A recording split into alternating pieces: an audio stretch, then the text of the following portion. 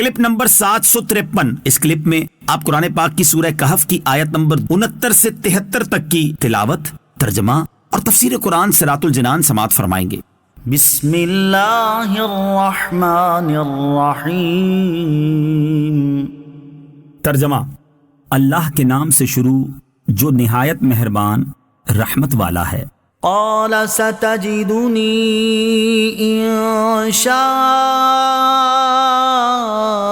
اللہ صابرا ولا اعصی لک امرا قال فإن اتبعتنی فلا تسألنی عن شیء حتی احدث لک منہ ذکرا۔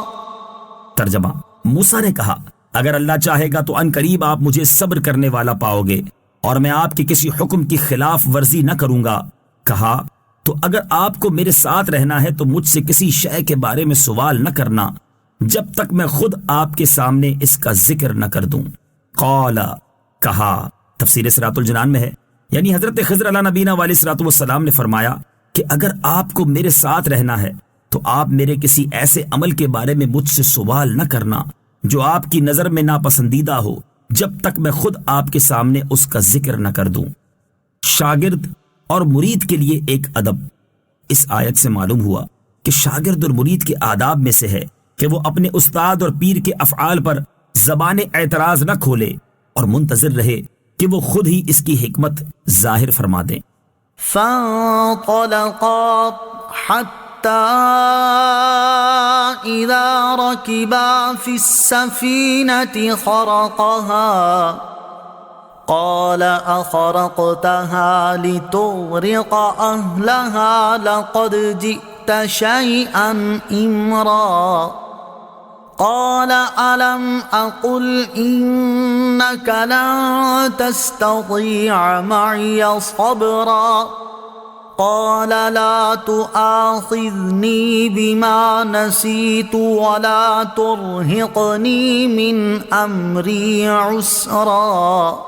ترجمہ: پھر وہ دونوں چلے یہاں تک کہ جب کشتی میں سوار ہوئے تو اس نے کشتی کو چیر ڈالا۔ موسیٰ نے کہا کہ تم نے اسے اس لیے چیر دیا تاکہ کشتی والوں کو غرق کر دو، بے شک یہ تم نے بہت برا کام کیا۔ کہا کیا میں نہ کہتا تھا کہ آپ میرے ساتھ ہرگز نہ ٹھہر سکیں گے؟ موسیٰ نے کہا میری بھول پر میرا مؤاخذہ نہ کرو اور مجھے میرے کام کی طرف سے مشکل میں نہ ڈالو۔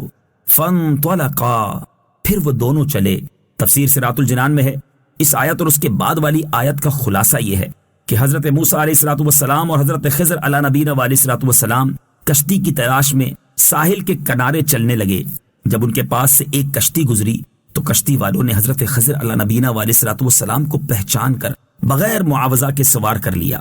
جب کشتی سمندر کے بیچ میں پہنچی تو حضرت خضر علیہ نبینا علیہ الصلوۃ والسلام نے کلہاڑی کے ذریعے اس کا ایک تختہ یا دو تختے اکھاڑ ڈالے۔ یہ دیکھ کر حضرت موسیٰ علیہ نبینا علیہ الصلوۃ والسلام خاموش نہ رہ سکے اور فرمایا کیا تم نے اس کشتی کو اس لیے چیر دیا تاکہ کشتی والوں کو غرق کر دو؟